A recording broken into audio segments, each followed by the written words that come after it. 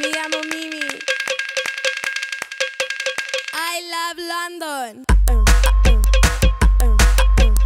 Me and Gilbert met a long time ago, and Gilbert introduced me to Graham. So we moved in together in Brick Lane, started to make music. It wasn't until we met Laura that the band Crystal Fighters got going. Her grandfather had recently passed away in the Basque Country, and then she went to go and deal with his belongings and things, and brought back this book which he had actually left for her, which was a sort of unfinished opera which had lots of musical references in it. And we started making music based on what it sort of suggested. Initially we were attracted to the Basque culture by the mythology, the traditions and these particular writings, but then after we went there and met the people and got a feel for the culture, they hold their traditions and a lot of what they do in mystery.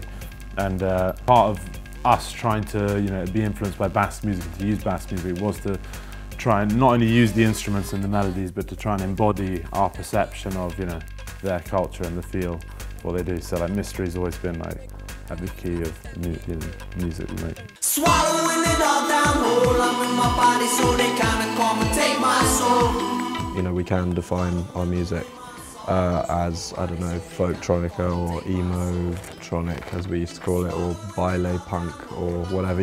I think a lot of there's a lot of humour to be had and a lot of interest, if you like talking about music, to give things funny genre titles. So we're happy if people do it.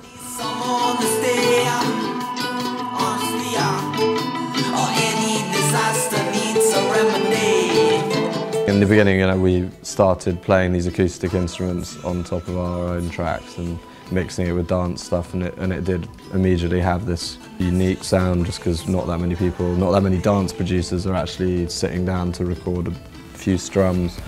The remixes are the same, we just lace a bit of nylon guitar over it and it sort of has that kind of our sound, which is lucky.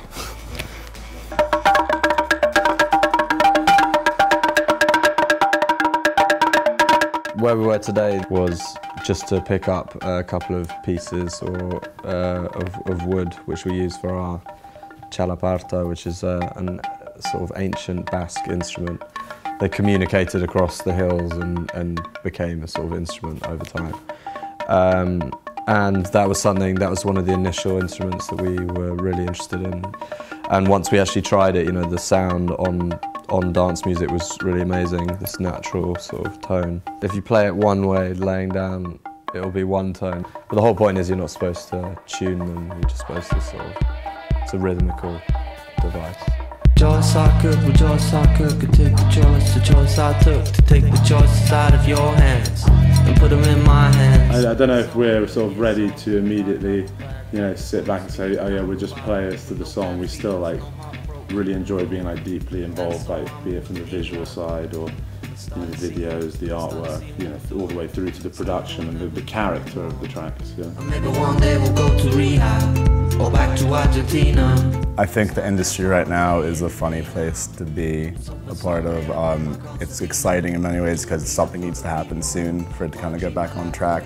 But at the same time, it's obviously daunting because they haven't figured it out yet, and it's like the little bit people think they have the right idea, the solution, and it's not the solution, whatever else. But I think it's really good for bands like us because the independent scene is exploded because of it, and people are offering us record deals at a really early time in our project, when I don't think they would have if it had just been majors. And 15 years ago, I think it would have taken a lot longer to have stuff happen. Definitely, and I think there's in order to get noticed in the current sort of music situation, you need to have a really interesting idea or an interesting way in for people to go, why should I listen to that music?